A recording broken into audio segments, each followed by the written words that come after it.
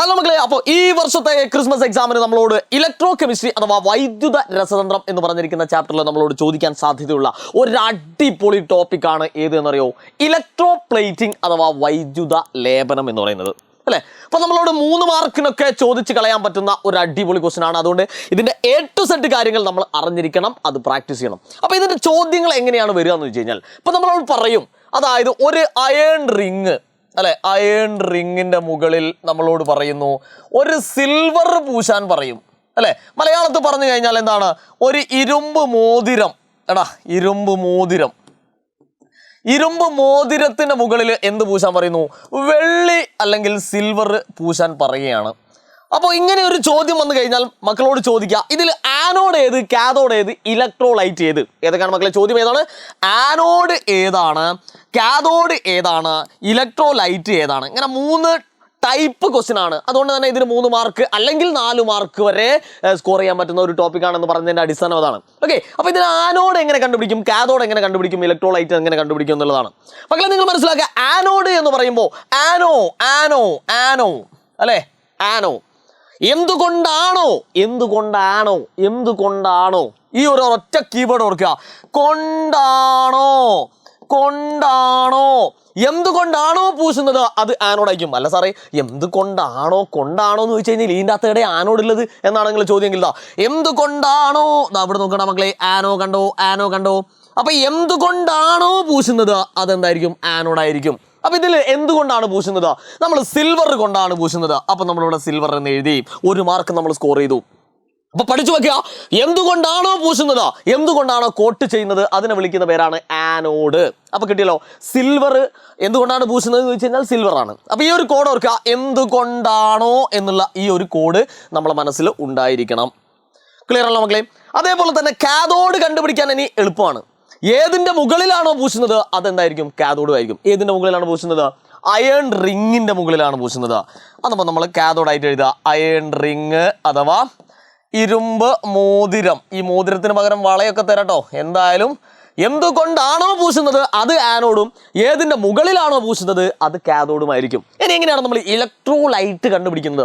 Electrolyte കണ്ടുപിടിക്കാനൊന്നുമില്ല, അത് നമ്മൾ പഠിച്ചു വെക്കുക തന്നെ വേണം അല്ലേ. അവിടെ നോക്കണം മക്കളെ, ഇവിടെ ആനോഡ് ആയിട്ട് വരുന്നത് ആരാ? സിൽവർ അല്ലേ.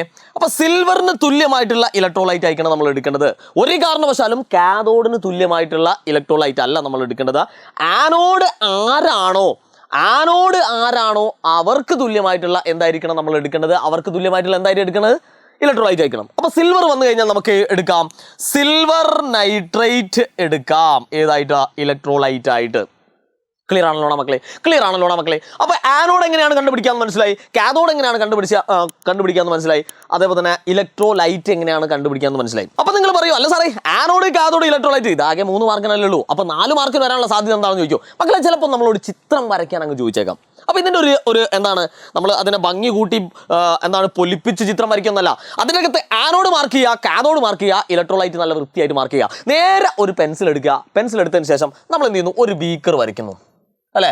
കറക്റ്റായിട്ട് ഒരു ബീക്കർ വരയ്ക്കുക. ആ ബീക്കറിന്റെ അകത്ത് നമ്മൾ ഇലക്ട്രോലൈറ്റ് എടുക്കുക, ഒരു വെള്ളം പോലത്തെ സാധനം വരയ്ക്കാം. അപ്പൊ ഇലക്ട്രോലൈറ്റ് ആരാണ്? സിൽവർ നൈട്രേറ്റ് എന്ന് നമ്മളിവിടെ മാർക്ക് ചെയ്യാം. Silver nitrate. ക്ലിയർ ആണല്ലോ മക്കളെ? ഇനി ആനോഡും കാഥോഡും. ആനോഡ് ആരാ? സിൽവർ. അപ്പൊ സിൽവറിന് വേണ്ടിയിട്ട് നമുക്ക് എന്ത് ചെയ്യാം? ഒരു കട്ട ഇവിടെ ഇങ്ങനെ വരച്ചേക്കാം, ഒരു ബ്ലോക്ക് പോലത്തെ സാധനം. ഇതാണ് സിൽവർ. ഓക്കെ ആണല്ലോ മക്കളെ? ഇതാണ് സിൽവർ. ഓക്കെ, അപ്പൊ ഇതിന് നമുക്കറിയാം ഇതിന് പോസിറ്റീവ് ചാർജ് ആണ് അല്ലെ. ഇലക്ട്രോലിറ്റിക് സെല്ലിൽ അല്ലെങ്കിൽ വൈദ്യുത വിശ്ലേഷണ സെല്ലിൽ എന്താണ്? ആനോഡിന് പോസിറ്റീവ് ചാർജ് ആണ്. ഇനി നമുക്ക് ആരാണ്? കാഥോഡാണ്. Iron ring. നിങ്ങളുടേതായ കഴിവ് വെച്ചിട്ട് ഒരു റിങ് വരയ്ക്കുക. അതെന്തായിട്ട് എടുക്കാം? കാഥോഡുമായിട്ട് എടുക്കുക. ഇത് എന്തായിരിക്കും? നെഗറ്റീവ് ചാർജ് വയ്ക്കും. ഇനി ബാറ്ററി വരയ്ക്കുന്ന സമയത്ത് തന്നെ പൊന്നു മക്കൾ എന്ത് ചെയ്യണം? ശ്രദ്ധിക്കണം. ആനോഡിന്റെ ഇവിടെ ഒരു വലിയ വര വരയ്ക്കുക, ഒരു ചെറിയ വര, വലിയ വര, ചെറിയ വര അല്ലേ. ഈ വലിയ വര പോകേണ്ടത് പോസിറ്റീവിന് എടുക്കുകയും ഈ ചെറിയ വര പോകേണ്ടത് നെഗറ്റീവിന് എടുക്കുകയായിരിക്കണം. അപ്പൊ ഇത്രയും അങ്ങോട്ട് വരച്ചു കഴിഞ്ഞാൽ ഒന്നുകൂടി ചെക്ക് ചെയ്ത് നോക്കുക. എന്തുകൊണ്ടാണോ പൂശുന്നത് അത് ആനോഡായിരിക്കും. അത് ആനോഡായിരിക്കും. അപ്പൊ ആനോഡ് കിട്ടി. ഏതിന്റെ മുകളിലാണോ പൂശുന്നത് അത് കാഥോഡും കിട്ടി. കാഥോഡ് നെഗറ്റീവ് ചാർജ് ആണ്. അപ്പൊ ബാറ്ററി വരയ്ക്കുന്ന സമയത്ത് പോസിറ്റീവിനോട് ചേർന്നിട്ട് ഈ പോസിറ്റീവ് ആയിട്ടുള്ള ഈ ആനോഡിനോട് ചേർന്നിട്ട് ബാറ്ററിയുടെ പോസിറ്റീവ് വരണം. നെഗറ്റീവ് ആയിട്ടുള്ള കാഥോഡിനോട് ചേർന്നിട്ട് ബാറ്ററിയുടെ നെഗറ്റീവ് പാർട്ടും തരണം. അപ്പോൾ ഇങ്ങനെ അങ്ങോട്ട് വൃത്തിയായിട്ട് അങ്ങോട്ട് വരച്ച് കഴിഞ്ഞാൽ നമുക്ക് എന്തായി, ഇതും എല്ലാം കൂടി ചേർത്തിട്ട് ഒരു 4 മാർക്ക് അങ്ങോട്ട് കിട്ടും.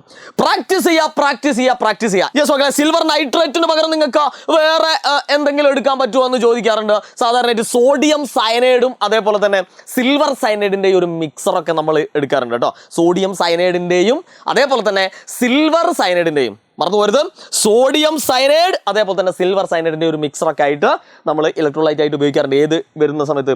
സിൽവർ വരുന്ന സമയത്ത് കേട്ടോ. വളരെ സിമ്പിൾ ആയിട്ടുള്ള ഓർത്ത് വെക്കുക, സിൽവർ നൈട്രേറ്റ് നിങ്ങൾ അങ്ങ് ഓർത്ത് വെച്ചാൽ മതി. ഓക്കെ, അപ്പോൾ കൃത്യമായിട്ട് നിങ്ങൾക്ക് മനസ്സിലായി. ആനോഡ് കണ്ടുപിടിക്കാൻ എങ്ങനെയാണ് ഒന്നുകൂടി പറഞ്ഞു നോക്കിയാൽ മക്കളെ. എന്തുകൊണ്ടാണോ പൂശുന്നത് അത് ആനോഡ്, ഏതിൻ്റെ മുകളിലാണോ പൂശുന്നത് അല്ലേ, മറിപ്പോരുത്. എന്തുകൊണ്ടാണോ ആണെങ്കിൽ എന്തുകൊണ്ടാണോ പൂശുന്നത് അത് ആനോഡും, ഏതിൻ്റെ മുകളിലാണോ പൂശുന്നത് അത് കാഥോഡും. ഇലക്ട്രോലൈറ്റ് എടുക്കേണ്ടത് ആനോഡ് ആരാണോ അവർക്ക് തുല്യമായിട്ടുള്ള ഇലക്ട്രോലൈറ്റ് ആയിരിക്കണം നമ്മൾ എടുക്കേണ്ടത്. കൃത്യമായിട്ട് മനസ്സിലായി എന്ന് വിചാരിക്കുന്നു.